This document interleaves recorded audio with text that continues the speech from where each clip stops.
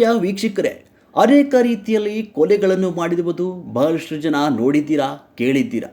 ಆದರೆ ಇಲ್ಲೊಂದು ಭಯಾನಕ ರೀತಿಯಲ್ಲಿ ಇಡೀ ರಾಜ್ಯವೇ ಬೆಚ್ಚಿ ಬೀಳಿಸುವ ಹಾಗೆ ಸಿನಿಮಾದಲ್ಲಿ ಕೊಲೆ ಮಾಡುವ ಹಾಗೆ ವಿಚಿತ್ರವಾಗಿ ಕೊಲೆ ಮಾಡಿ ದೇಹದ ನಾನಾ ಭಾಗಗಳನ್ನು ಅನೇಕ ನಿರ್ಜನ ಪ್ರದೇಶದಲ್ಲಿ ಖತರ್ನಾಕ್ ಕಿರಾತಕನ ಬಿಗ್ ಸ್ಟೋರಿ ನಾವು ನಿಮ್ಮ ಮುಂದೆ ಬಿಚ್ಚಿಡ್ತಿದ್ದೇವೆ.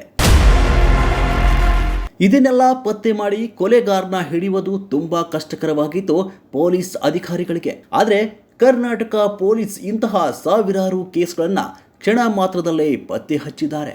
ಅದರಂತೆ ತುಮಕೂರು ಎಸ್ಪಿ ಅಶೋಕ್ ರವರ ಮಾರ್ಗದರ್ಶನದಲ್ಲಿ ಕೊರಟಗೆರೆ, ಮಧುಗಿರಿ ಹಾಗೂ ತುಮಕೂರಿನ ಪೊಲೀಸ್ ಅಧಿಕಾರಿಗಳನ್ನು 8 ಗುಂಪುಗಳಾಗಿ ರಚನೆ ಮಾಡಿ ಈ ಭಯಾನಕ ಕೊಲೆ ಮಾಡಿರುವ ಖತರ್ನಾಕ್ ಕೊಲೆಗಾರರಿಗೆ ಎಡೆಮುರಿ ಕಟ್ಟಲು ಮುಂದಾಗ್ತಾರೆ.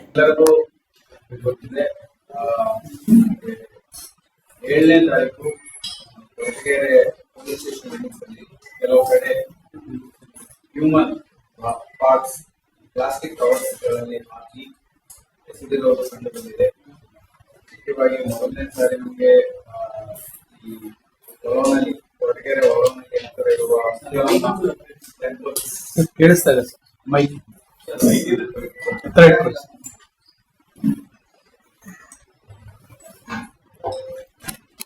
ಕೇಳಿಸ್ತಾ ಇದೆಯಾ? ಸೊ ಈ ಕೊರಟಗೆರೆ ಹತ್ರ ಇರುವ ಹೊಲವನಲ್ಲಿ ಅಂತ ಗ್ರಾಮದ ಇರುವ ಮುಖ್ಯವಾದ ಮಾರ್ಕೆಟ್ಗಳು ಫಸ್ಟ್ ಟೈಮ್ ನಮಗೆ ಬಾಡಿ ಪಾರ್ಟ್ ಸಿಕ್ಕಿತ್ತು. ಮುಖ್ಯವಾಗಿ ಕೈಗಳು ಸಿಕ್ಕಿತ್ತು, ಒಂದೊಂದು ಕಡೆ ಒಂದೊಂದು ಕೈ ಸಿಕ್ಕಿತ್ತು. ಆಮೇಲೆ ಈ ಫ್ಯಾಟ್ ಮತ್ತು ಇಂಟೆಸ್ಟೈನ್ ಪಾರ್ಟ್ಸ್ 2 ಕಡೆ ಸಿಕ್ಕಿತ್ತು. ತಕ್ಷಣವಾಗಿ ನನ್ನ ಸಮೇತ ಎಲ್ಲರೂ ನಾವು ಸ್ಪಾಟಿಗೆ ಹೋಗಿ ಇನ್ಸ್ಪೆಕ್ಟ್ ಮಾಡಿದ್ವಿ. ಮಾಡಿದ ತಕ್ಷಣ ನಮಗೆ ಪ್ರೈಮಾಫೇಸಿ ಕಂಡು ಬಂದಿರುವುದು ಇದು ಈ ತರ ಮಾನವ ಶರೀರ ಭಾಗಗಳು ಹಾಕಲಾಗಿದೆ ಅಂತ ಕಂಡು ಬಂದ ತಕ್ಷಣ ನಾವೊಂದು ನಮ್ಮ ಸುಮೋಟೋ ಕೇಸ್, ಒಂದು ಮರ್ಡರ್ ಕೇಸ್ ಮಾಡಿದ್ವಿ. ಸೆಕ್ಷನ್ 103 ಸಬ್ ಕ್ಲಾಸ್ 238 ANS ಕೆಳಗಡೆ FIR ಮಾಡಲಾಗಿದೆ. FIR ಮಾಡಿಕೊಂಡು ತಕ್ಷಣವೇ ನಾವು ಈ ಮಿಸ್ಸಿಂಗ್ ಕೇಸಸ್ ಮತ್ತೆ ಬೇರೆ ಯಾರಾದ್ರೂ ಸಂಶಯವಾಗಿ ಮಿಸ್ ಪ್ರಾಣ ಆಗಿರುವ ವ್ಯಕ್ತಿಗಳ ವಿಚಾರ ರಿಪೋರ್ಟ್ ಶುರು ಮಾಡಿದ್ವಿ. ಕೆಲವು ಪೊಲೀಸ್ ಸ್ಟೇಷನ್ ಮುಂದೆ ತುಮಕೂರು ಜಿಲ್ಲೆಯಲ್ಲೇ ನಾವು ಕೆಲವು ಮಿಸ್ಸಿಂಗ್ ಕೇಸಸ್ ಇತ್ತು. ಕೆಲವರಿಗೆ ಟೌನ್ ಈ ತರ ರೋಡ್ಗಳೆಲ್ಲ ಅನೇಕ ಬೇರೆ ಬೇರೆ ಪೊಲೀಸ್ ಸ್ಟೇಷನ್ ಇತ್ತು. ಬಟ್ ಏಜ್ ಮ್ಯಾಪಿಂಗ್ ಮಾಡುವಾಗ ನಮಗೆ ಪ್ರೈಮಾಫೇಸಿ ಬೆಳ್ಳಾವಿ ಅಂತ ಒಂದು ಪೊಲೀಸ್ ಸ್ಟೇಷನ್ ಮಿಸ್ಸಿಂಗ್ ಆಗಿರುವ ವ್ಯಕ್ತಿಗೂ ಮತ್ತು ಇಲ್ಲಿರುವ ವ್ಯಕ್ತಿಗೂ ಒಂದೇ ತರ ಕಂಡು ಬಂತು. ಸೊ ಅವಾಗ ನಾವು ಆ ಫ್ಯಾಮಿಲಿ ಮೆಂಬರ್ಸ್ ಕರ್ಕೊಂಡು ಬಂದು ತೋರಿಸುವಾಗ ಅವರು ಸಂಶಯದಲ್ಲಿ ಐಡೆಂಟಿಫೈ ಮಾಡಕ್ಕಾಗಲಿಲ್ಲ. ಮತ್ತೆ ಅದಾದ್ಮೇಲೆ ನಮಗೆ ಫರ್ದರ್ ಸರ್ಚಲ್ಲಿ ಒಂದು ಕಡೆ ಮುಖ, ಫೇಸ್, ಹೆಡ್, ತಲೆಭಾಗ ಸಿಕ್ಕಿತ್ತು. ಆ ತಲೆಭಾಗ ಸಿಕ್ಕಿದಾದ್ಮೇಲೆ ಫ್ಯಾಮಿಲಿ ಮೆಂಬರ್ಸ್ ಐಡೆಂಟಿಫೈ ಮಾಡಿದ್ರು. ಸೊ ವಿಕ್ಟಿಮ್ ಹೆಸರು ಬಂದು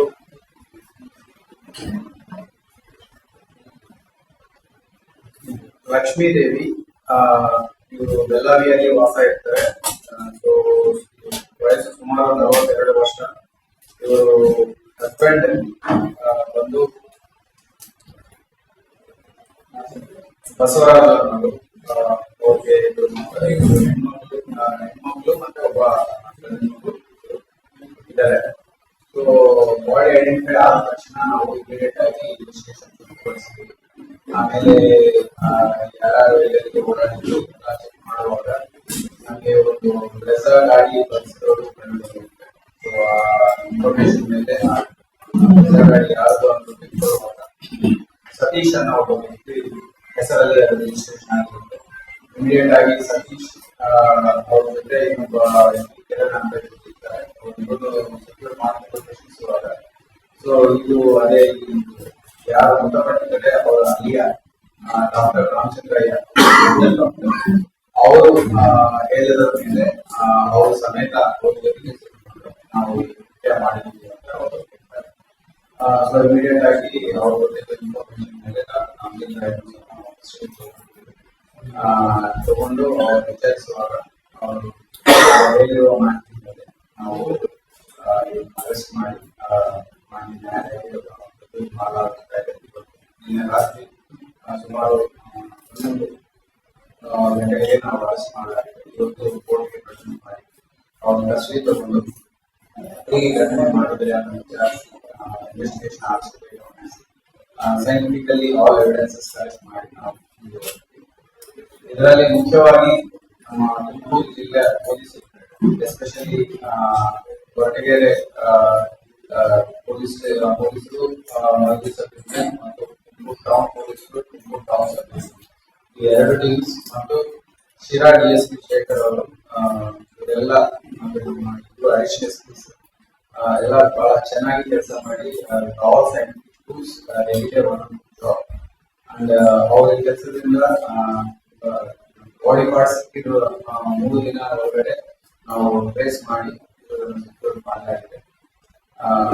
ಸೊ ಇದರಲ್ಲಿ ನಮ್ಮ ಪೊಲೀಸರು ನಾವು especially Koratagere inspector overall staff Tumakuru town inspector staff Chandrashekar ಅವರು ಸೊ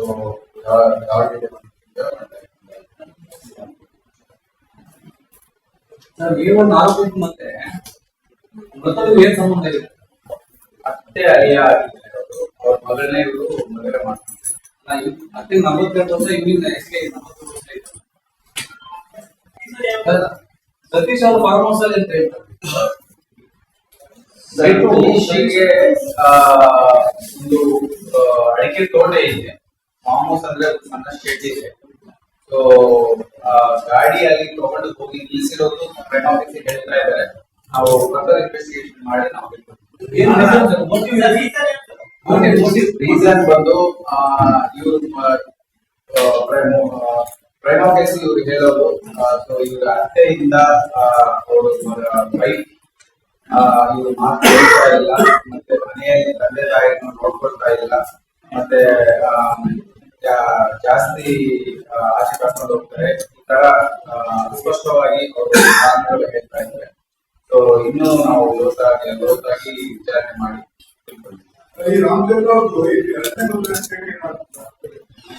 ಅವರು 2019ರಲ್ಲಿ ಮದುವೆ ಆಗಿದ್ದಾರೆ. ಫಸ್ಟ್ ಹೆಂಡತಿ ಅವರು ಪೂರ್ತಿ ವಿಚಾರ ಏನು ತಿಳ್ಕೊಂಡಿಲ್ಲ, ಬಟ್ ಅವರು ಡೈವೋರ್ಸ್ ನಮ್ಮದಲ್ಲಿದೆ ಅಂತ ಮಾಡಿ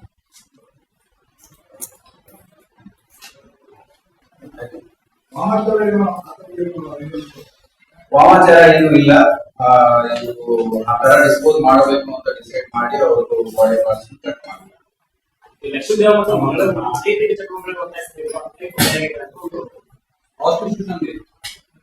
ಆ ತರ ನಮ್ಗೆ ಬರೀ ಹೇಳಿಕೆಗಳ ಮೇಲೆ ನಾವು ಹೇಳಕ್ಕೆ ಬರಲ್ಲ.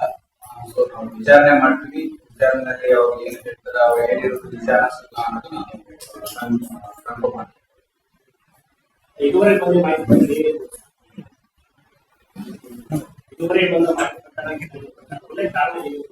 ಅದೇ ಇವರು ಅತ್ತೆ ಬಗ್ಗೆ ಅಸಮಾಧಾನ ಆಗಿದ್ದಾರೆ, ಅವರ ಚಟುವಟಿಕೆಗಳ ಬಗ್ಗೆ ಅಸಮಾಧಾನ ಆಗಿದ್ದಾರೆ. ಅದಕ್ಕೆ ಅವರು ನನ್ನ ಮಗಳನ್ನು ಕಾಲ್ ಮಾಡ್ತಾರೆ, ನನ್ನ ಹೆಂಡತಿನೂ ಕಾಲ್ ಮಾಡ್ತಾರೆ, ಅದಕ್ಕೆ ನಾನು ಈಗ ಮಾಡಿದ್ದೀನಿ ಅಂತ ಅವರು ಪ್ರೇಮ ಮೀಸಿ ಹೇಳ್ತಾ ಇದ್ದಾರೆ. ಬಟ್ ನಾವು ವಿಚಾರಣೆಯಲ್ಲಿ ಇನ್ನು ಲೋಕಾಗಿ ನಡೆದಿರೋ ಘಟನೆಗಳನ್ನೆಲ್ಲ ವಿಚಾರಿಸಿ ಫೈನಲ್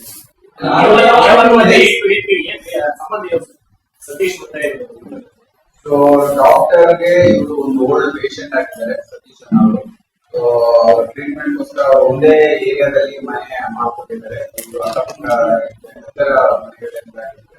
ಸೊ ಇವರು ಯಾವ ತರ ಪರಿಚಯ ಆಗಿ ಮೊದಲಿಂದ ಇವರು ಫ್ರೆಂಡ್ಸ್ ಆಗಿ A3 ಬಂದು A2 ಅಂದ್ರೆ ಕಿರಣ್ ಅವ್ರ ವ್ಯಕ್ತಿ ಬಂದು ಸತೀಶ್ ಅವರಿಗೆ ಕಸಿನ್ ಆರೋಪಿಗಳು ಹೇಗೆ ಸಿಕ್ಕಾಕೊಂಡ್ರು ಅಂತ ಆರೋಪಿಗಳು ಆ ಗಾಡಿ ಮೂಲಕ ಯಾವ ಗಾಡಿ ಬಳಸಿದ್ದಾರೆ ಚೆಕ್ಗೆ ಆ ಗಾಡಿ ನಂಬರ್ ಪ್ಲೇಟ್ ಮೂಲಕ ನಾವು ಓನರ್ ಯಾರು ಐಡೆಂಟಿಫೈ ಮಾಡ್ತೀವಿ.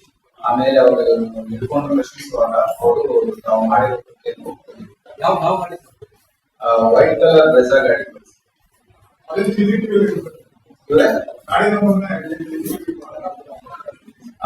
ಈಗ ಬೇರೆ ಬೇರೆ ಮೂಲಕ ಐ ವಿಟ್ನೆಸಸ್ ಇದ್ದಾರೆ, ಕ್ಯಾಮ್ರಾಸ್ ಇದಾವೆ, ಬೇರೆ ಬೇರೆ ರೀತಿಯಲ್ಲಿ ನಾವು ಅದನ್ನ ಮಾಡ್ತೀವಿ. ನಾವೆಲ್ಲ ಕೃತ್ಯ ಮಾಡಿ ಇಲ್ಲ ತುಮಕೂರಲ್ಲೇ ಇದ್ರ ಬೇರೆ ಕಡೆ ಹೋಗಿದ್ರು. ಈ ಇಬ್ರು ಈ ಯಾರ ನಾವು ಸತೀಶ್ ಅಂತ ಯಾರಿದ್ರೆ ಅವರು ಹೊರನಾಡಿನಿಂದ ಅರೆಸ್ಟ್ ಮಾಡ್ಕೊಂಡು ಬಂದಿದ್ವಿ. ಇಬ್ರು ಇಲ್ಲೇ ಯಾವ ಕೊಲೆ ಮಾಡಿ ಮೂರನೇ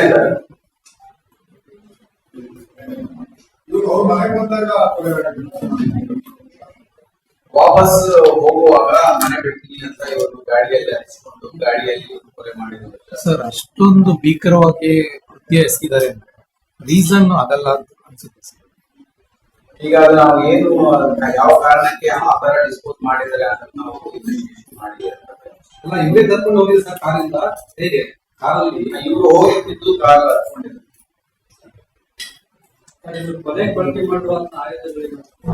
ಈಗ ನಾವು ಕಸ್ಟಡಿ ತಗೊಂಡು ಅವ್ರನ್ನ ವಿಚಾರಿಸಿ ಅವ್ರಿಗೆ ಎಲ್ಲೆಲ್ಲಿ ಏನೇನ್ ಮಾಡಿದ್ದಾರೆ ಅನ್ನೋದು ನಾವು ಸೀನ್ ರಿಕನ್ಸ್ಟ್ರಕ್ಷನ್ ಮಾಡ್ಕೊಂಡು ಮಾಡ್ತೀವಿ. ಸರ್ ಬೇರೆ ಬೇರೆ ಭಾಗಗಳಲ್ಲಿ ಗಮನಗಳಲ್ಲಿ ಕಾರಣ ಏನು? ಸೊ ಅದು ಗೊತ್ತು ಬರಬಾರ್ದು, ಇದು ಯಾರು ಬಾಡಿ ಯಾರ್ದು ಅಂತ ಐಡೆಂಟಿಫೈ ಮಾಡಬಾರ್ದು ಅಂತ ನಾವು ಹಿಂಗೆ ಮಾಡಿದ್ವಿ ಅಂತ ಹೇಳ್ತಾರೆ. ನಾವು ಇನ್ವೆಸ್ಟಿಗೇಷನ್ ತಿಳ್ಕೋಬೇಕಾಗ್ತದೆ ಯಾಕೆ ಹಿಂಗೆ ಮಾಡಿದ್ದಾರೆ ಅಂತ. ಅದನ್ನು ನಾವು ವಿಚಾರಣೆ ಮಾಡಬೇಕು, ಯಾಕೆ ಹಂಗೆ ಮಾಡಿದ್ದಾರೆ ಅಂತ. ಇನ್ವೆಸ್ಟಿಗೇಷನ್ ಅಲ್ಲಿ ಯಾಕೆ ಹಂಗೆ ಮಾಡಿದಾರೆ, ಎಲ್ಲಿಂದ ಸೋರ್ಸ್ ಮಾಡಿದಾರ ಅದೆಲ್ಲ ನಾವು ಕಸ್ಟಡಿ ತಗೊಂಡು ಅವ್ರನ್ನ ಪ್ರಶ್ನಿಸಿ ಅದನ್ನು ನೋಡಿದಾಗ ಮಾಮಾಚಾರ ಅಂತೇಳಿ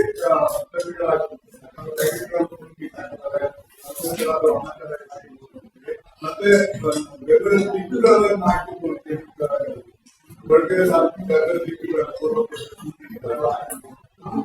ಅದು ಇನ್ವೆಸ್ಟಿಗೇಷನ್ ಅಲ್ಲಿ ಈಗ ನಾವು ಕಸ್ಟಡಿ ತಗೊಂಡಾದ್ಮೇಲೆ ಎರಡನೇ ಮದುವೆ ಆಗಿ ಎಷ್ಟು ವರ್ಷ ಆಗಿದೆ?